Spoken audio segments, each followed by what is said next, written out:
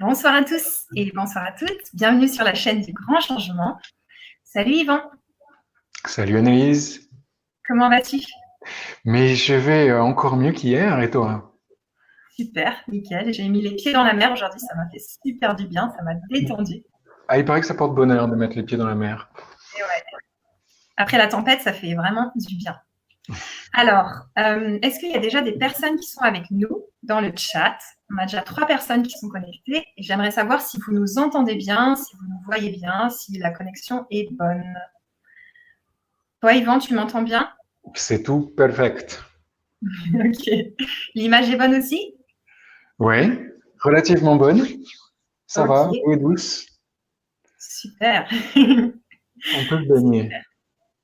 Alors, Yvan, est-ce que tu veux nous parler un petit peu de toi, te présenter pour Non, les personnes qui ne te connaissent pas? Donc là, il non. commence déjà à pas être sage. Attends, Ça va pas. est-ce que je suis présentable au moins? Est-ce que tout C'est est en place? Ok. Parce que je c'est voudrais pas que vous ayez des jugements négatifs quand même. Il faudrait quand même que je fasse en sorte que vous ayez des jugements positifs de moi. Comme ça, Mhm. je pourrais dépendre de ces choses-là. Tiens, c'est quelque chose dont on va parler, le jugement, ce soir. Ok, donc tu me demandes de me présenter pour la troisième fois. C'est un exercice phénoménal, no pressure. Donc, je Ok. m'appelle Yvan Martin, j'ai 47, j'ai dû recompter la semaine dernière, je n'étais pas sûr, mais je crois bien que c'est ça. Et je suis né en Nouvelle-Zélande, mais comme vous l'entendez, je suis francophone, Ok. avant tout. Et, ok, qu'est-ce qui va vous intéresser de moi?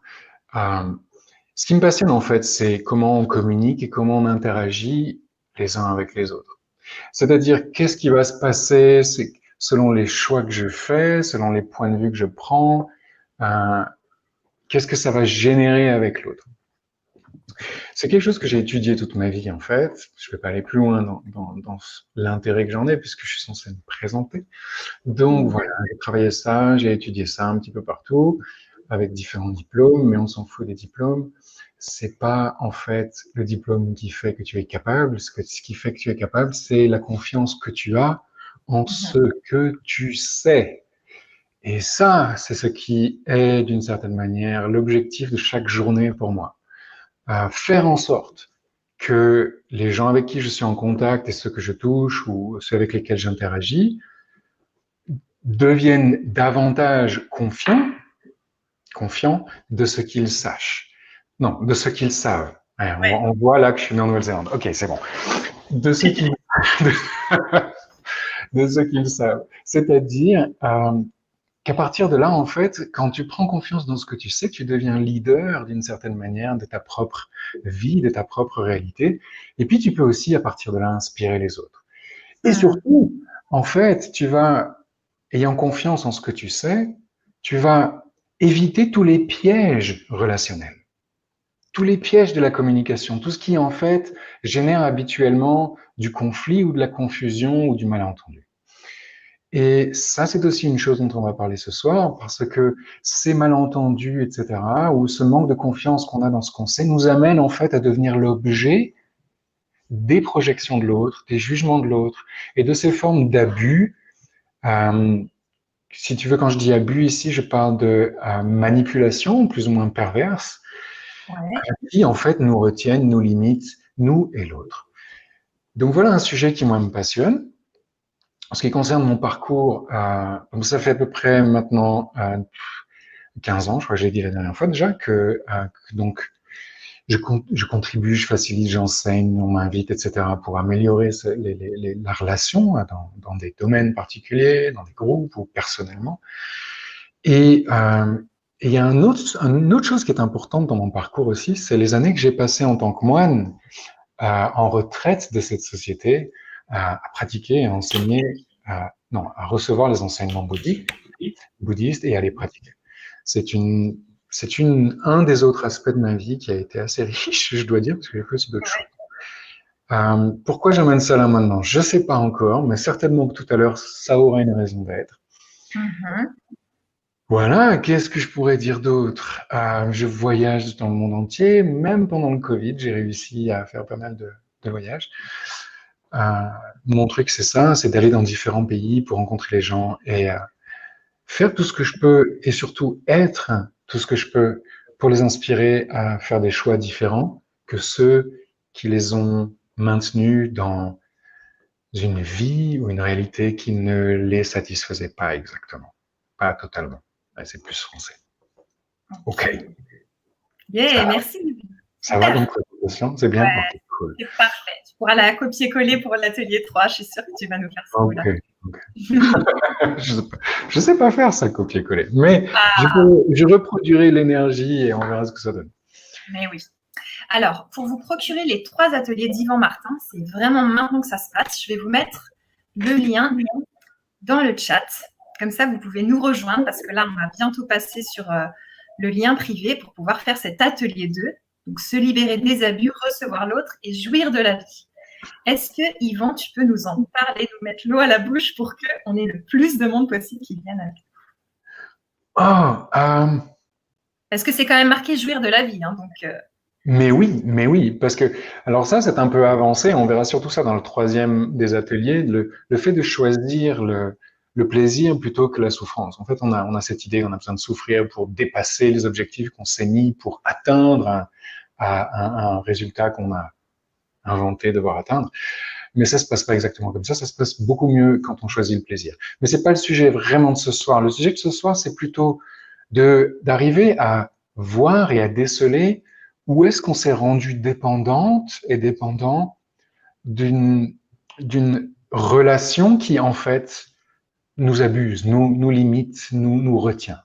Et surtout, ne nous permet pas de reconnaître, en fait, qui on est et ce qu'on sait et ce qu'on aimerait, en fait, choisir dans notre vie, qui fait qu'on choisit des choses qui ne nous conviennent pas. C'est un processus. La communication est passionnante parce que c'est pas quelque chose qu'on a appris en fait à l'école, c'est pas quelque chose alors que c'est la première chose qu'on aurait dû nous apprendre puisque c'est comme ça qu'on crée notre vie, qu'on structure les expériences de notre journée à travers les interactions qu'on a avec les autres. C'est pas quelque chose qu'on sait faire. On fait ça empiriquement. On apprend sur le tas. Ou alors on fait une école de communication et on part de principes établis qui nous mettent également des limitations. Donc, ce que je vous invite à faire, c'est à questionner différents aspects de votre relation avec les autres et avec vous-même, parce que, mais voilà, c'est pour ça que je vous parlais tout à l'heure de la méditation, c'est qu'on a aussi une interaction avec soi-même. On a aussi une communication avec soi-même, et ça, c'est très intéressant aussi. Donc, à questionner ces interactions pour faire une sorte de lumière sur l'honnêteté que vous pouvez avoir de ce que vous avez choisi qui ne fonctionne pas pour vous. Pour, à partir de là, vous offrir la liberté de faire des choix différents. Okay. Wow. Parce que c'est ça la liberté que vous avez, et la seule peut-être, c'est que vous pouvez choisir ce que vous voulez à tout instant. Et ça, personne ne peut vous l'enlever, ni rien. C'est ça que j'aimerais qu'on s'amuse à reconnaître et avec quoi j'aimerais qu'on joue. Ça me fait penser à 2 choses, Yvan. C'est déjà la première, c'est est-ce que dans le chat, les personnes qui nous écoutent peuvent nous mettre ce qu'elles auraient envie de vivre dans cet atelier? Est-ce qu'elles ont des attentes, des envies par rapport à ce dont on a parlé? Ah oui, ce serait super. Ouais, c'est une très bonne idée. Et poser des questions. J'ai déjà 3 questions qui sont arrivées. Je vais voir ce que je peux faire pour y répondre ou pour, en tout cas, accompagner ces questions. Et j'avais une deuxième chose. C'était en fait se libérer des abus. Tu vois, quand on parle d'abus, souvent on pense à l'abus de l'autre. Et j'ai l'impression que tu vas aussi nous parler de l'abus de soi. Comme si soi-même, on ne se respecte pas, on ne s'écoute pas et alors on s'abuse tout seul. Absolument. C'est-à-dire que, comme je vous disais tout à l'heure, je vous parlais de leader tout à l'heure, c'est-à-dire en fait cette force qu'on a quand on fait ses propres choix, quand on respecte sa liberté de choisir, on génère quelque chose qui est de la forme de, comment on appelle ça, de l'initiation. On initie des choses qui n'ont jamais été faites ou créées ou choisies avant, en fait. On devient leader d'une certaine manière. Pas leader dans le sens business et affaires, mais dans le sens de quelqu'un qui va inspirer les autres, qui va ouvrir une nouvelle voie, une voie différente. Et quand tu n'utilises pas cette capacité, ce que tu fais, c'est que tu utilises quand même. Attends, je reprends, pardon. Garde-moi encore. Quand tu n'utilises pas cette capacité pour toi, tu vas l'utiliser contre toi. Tu aurais un exemple pour qu'on comprenne? Si par exemple tu choisis, tu sais que tu pourrais choisir de changer quelque chose dans ta vie, mais que tu ne te donnes pas la liberté de faire ce choix parce que tu te dis que t'as toutes les raisons et les justifications de ne pas le faire parce que soit tu n'as pas assez d'argent, soit parce que tu n'as pas les moyens physiques, soit parce que c'est pas le bon moment, soit parce qu'il faudrait trop de temps pour y arriver. Tu vas justifier le non-choix de ça. Ok, je vois si c'est clair. Tu vas justifier ton choix de ne pas le faire.